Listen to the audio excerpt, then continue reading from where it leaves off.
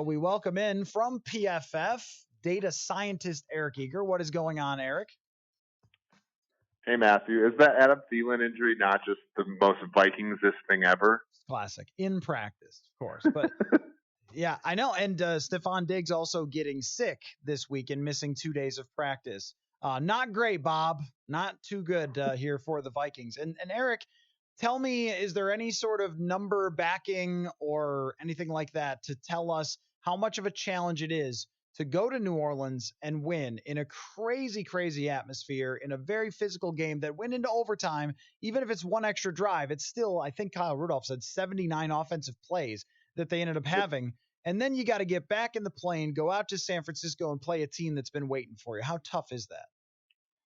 Yeah, I mean, we measure basically the effect of a bye anytime in the season is about worth a point in basically betting lines and also win probability and all that kind of stuff. So the Niners are already getting a fair amount of, they're the better team, but also they get an advantage with the bye. And then losing that extra day, there is an advantage of playing a team on 5 days rest versus 6 days rest. So the Vikings are sort of doubly shot there with that. And then there's the travel distance also.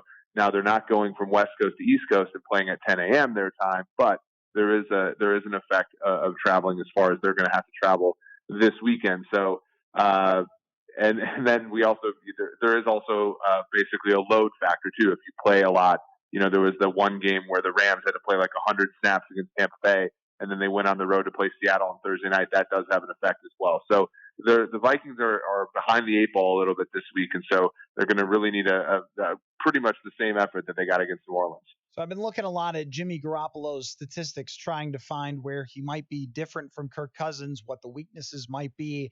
And one of the most fascinating storylines here, aside from will they just be too beat up to win this game, is Mike Zimmer scheming the hell out of Sean Payton and Drew Brees and having the capability to do it again against Jimmy Garoppolo. Garoppolo did not play a very good game against the Vikings in 2018 and threw a pick six on a Mike Zimmer blitz off the edge, a zone blitz, which I don't think anyone would have expected at that time, considering that it was a lot of double A gap before that. And then he's since switched to a lot of the zone blitzes on third downs in big situations. I'm looking at Garoppolo, and he's got 7 picks in 185 attempts when he's blitzed, and not a very good, particularly grade by PFF. Yep. Is that the key to taking down James Garoppolo?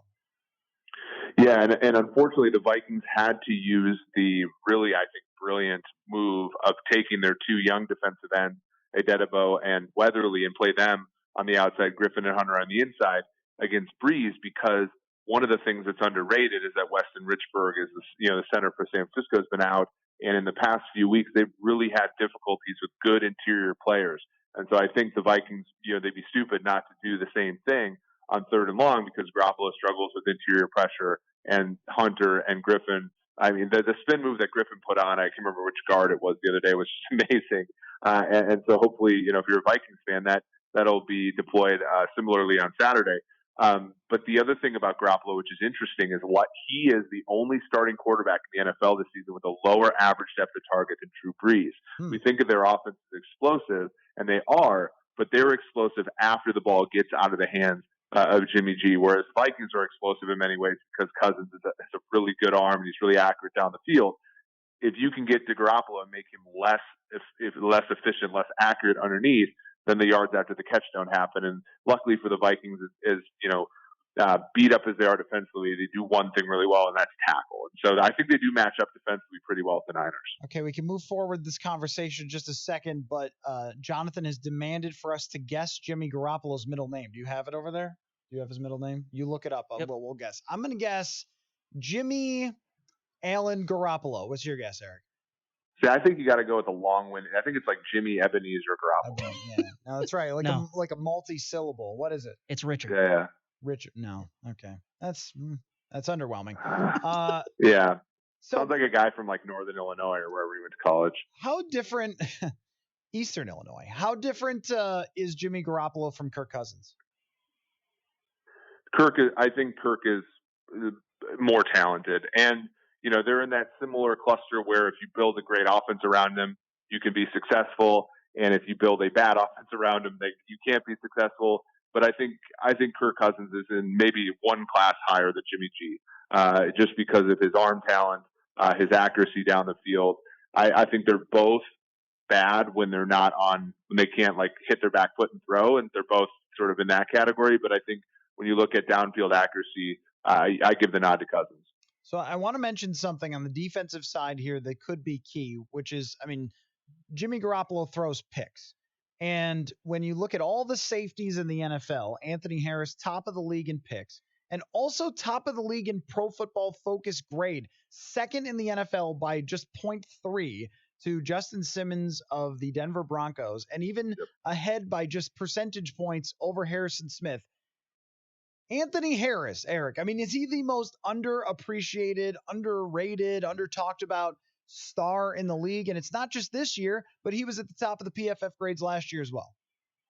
Yeah, it's a real testament to how the Vikings go about their business in terms of getting undervalued guys in the draft. He was undrafted. He was on their practice squad. I remember he started a Thursday night game in 2015, just right off the practice squad. Asserted himself well. It took him a little bit, but he's always been that really smart player. And now we're starting to see, where when he's in a position where he accentuates Harrison Smith more than Harrison Smith has to sort of prop him up. That's really been a very good thing for this defense because they've needed it with the cornerbacks being both ineffective and injured. Harris, I called him the Stephon Diggs of the defense the other day just because, the Vikings kind of luck boxed into him in that position. But he is truly a superstar in the NFL and great find for the Vikings.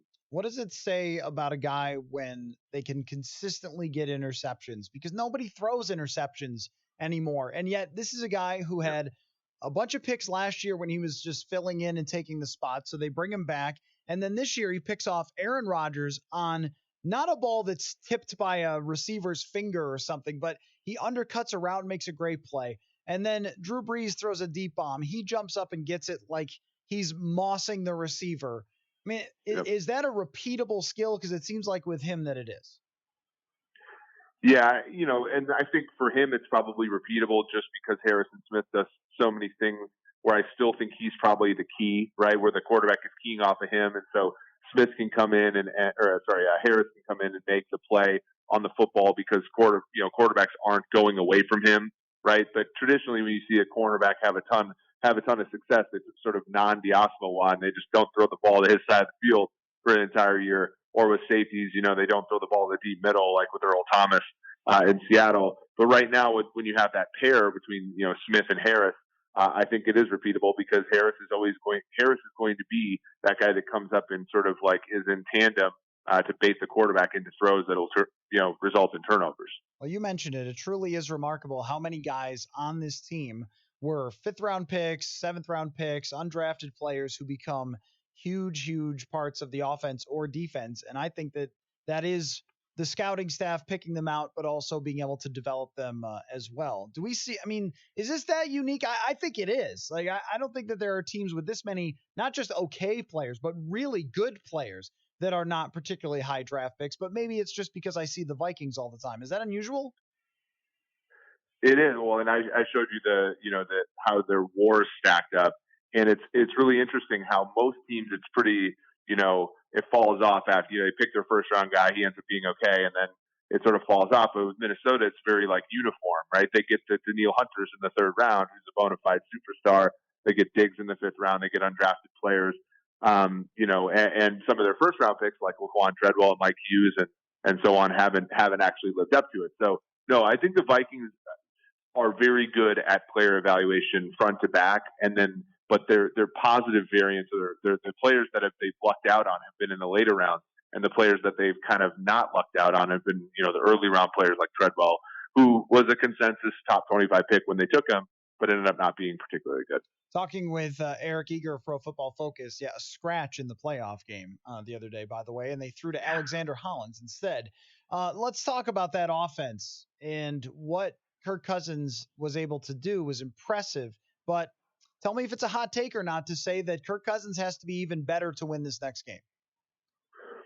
Yeah, I think so. I mean, when you look at the New Orleans defense, he picked on Patrick Robinson when he was in the place of Marshawn Lattimore, who kind of was injured. Janoris Jenkins made a good play early in the game, but he's the guy that got off the scrap heap. The defensive line, they're without Sheldon Rankins, without Marcus Davenport. Yeah. This Niners defense is just getting healthier, right? D4 took a month and a half off. He's back. Their defensive line has 4 or 5 first-round players. Quan Alexander's probably coming off of IR to be their second best linebacker, and he's a pretty good second best linebacker. And then at cornerback, Richard Sherman's finally healthy again. Jaquiski Tart has a great name and is also becoming healthy again. So that defense for them is getting healthier, whereas I think New Orleans defense was a little bit banged up and just holding on. So I agree. I think Cousins fundamentally just has to be better this week. The receivers have to be better this week. They probably can't get away with an early turnover like they did. And I think they even, like, Dalvin Cook, I think, played terrifically, but they averaged less than 4 yards a carry on his runs, I think, until overtime. They even have to be more efficient running the football with him and Alexander Madison than they were against the Saints. So the running thing is fascinating to me because I wrote an article about this for our website today about how the Vikings really are the case where they need their running game and they need their running back to be effective, especially if other teams are going to play 2 high safeties and have 7-man boxes and kind of give you that, but also make life very difficult for Kirk Cousins to throw down the field. So where are we at with running game? I feel like when I was doing my Mike McCarthy visiting the PFF offices in Cincinnati over the summer, that the big debate there was how much running backs matter. And football people online were attacking PFF and stats people over how much it matters. But at least for this team in a bubble here in Minnesota, Dalvin Cook is massive, and their running attack, I think, is everything to whether they win or lose. Yeah, I think it's interesting in that, like, the running game certainly matters. And if you're the Vikings, you would have rather run that game out the other day, right, than get a 7-yard loss to Dalvin Cook that almost became a fumble, Yeah, and give them a chance. So, and I don't think that's ever been disputed. If running doesn't get you ahead in games, but it does close the game out, and that's extremely important. Then the secondary question is, do running backs matter, right? Do the particular guy running the football matter? And I think with Minnesota, like, you do get you do get enticed by Dalvin Cook, and he's a terrific athlete. It's the question becomes, okay, well, if you stick Alexander Madison in there, who's his 3rd-round pick direct replacement, how much worse do you get? I think you can make an argument. This says probably more about Madison than a slight to Cook, but it's probably not that much over the long haul. Like, Cook gets you all these yards and stuff like that.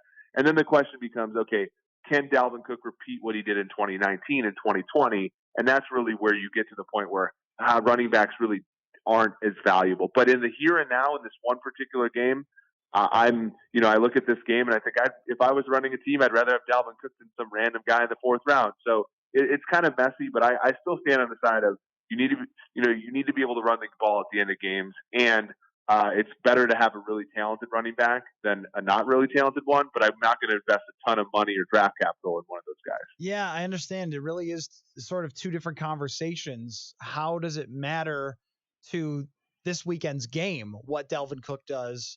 And he is a special talent who can create a lot of yards after contact and turn a check down into a huge gain into explosive play.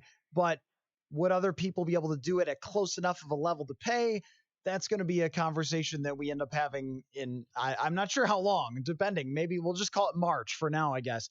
And we'll see which way the Vikings want to go. But at least for this weekend's game, it ends up being huge. Now, something that's more important here, Eric, is we had in Hot Routes yesterday this question.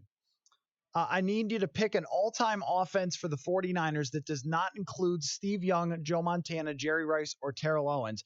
So quarterback, running back, and 2 receivers without using Young, Montana, Rice, and Owens. Who would be the people that you would pick? Well, Tim Rattay at quarterback. I'm just kidding. So I think you got to go with Jeff Garcia at quarterback. Tim Rattay's second appearance on the show today. I think you have to go with Jeff Garcia, who is very good. Yes. And I think a little bit underrated. For his work after he was a Niner, I'm going to say Ed McCaffrey at wide receiver. Because he played for the Niners early part of his career. That seems like kind of a cop-out. Ed McCaffrey is not a 49er. Come on. Okay. You can't do that. JJ Stokes. John Taylor. John Taylor caught a game-winning touchdown against the Super Bowl. Of course, so, yeah. And then I would go with Roger Craig over Frank Gore. Okay, yeah, because 1,000 yards receiving and 1,000 yards rushing is incredibly impressive. As Yeah. much as we like He all Franco on the former show, Viking too. He ended his career Viking in great, you could Minnesota, say. and also a Nebraska Cornhusker. Yeah. So yeah, and then yeah, and they had some great tight ends too. Obviously Kittle today, but Brent Jones was an absolute he was an absolute baller back in the Yes. day. So they've had quite a history. Who's winning? I think it's San Francisco, but the betting market, I think the Vikings will keep it a lot closer than the markets indicate. I think the spread is about 7 points. I think they keep it. I think it's more of a field goal game, and that's how the Niners have played a lot of their home games this year. So if you're a Vikings fan, be cautiously optimistic. Okay. Yeah, I mean this matchup is just really excellent, and I picked a close game last week. I'm going to pick a close game this week. I have a tough time getting over what this team has gone through already to be here, considering last week. So it's going to be hard to pick the Vikings. But this matchup though, man, it's like as good as you can get. It's two teams looking in the mirror, and I just couldn't love it more for a second round matchup for the Vikings.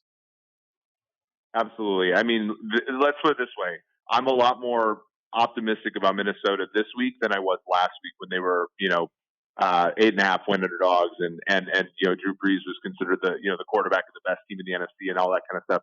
They got over that hurdle, and I think, let down aside, I think that this will be a fun matchup. And if you're a Vikes fan, hopefully win, lose, or draw, you can enjoy probably what's going to be a great game. All right, Eric. Always appreciate you coming on, and we will do it again very soon, win or lose for the Vikings. Thanks for your time, man. Yeah, thanks for having me. Follow Eric Eager at PFF_Eric and listen to the PFF forecast. Every time I jog, I am listening to him and George Shahuri talk about football in the PFF forecast. And if you are a gambler, then you understand a lot more of their gambling language than I do when they talk about overs, under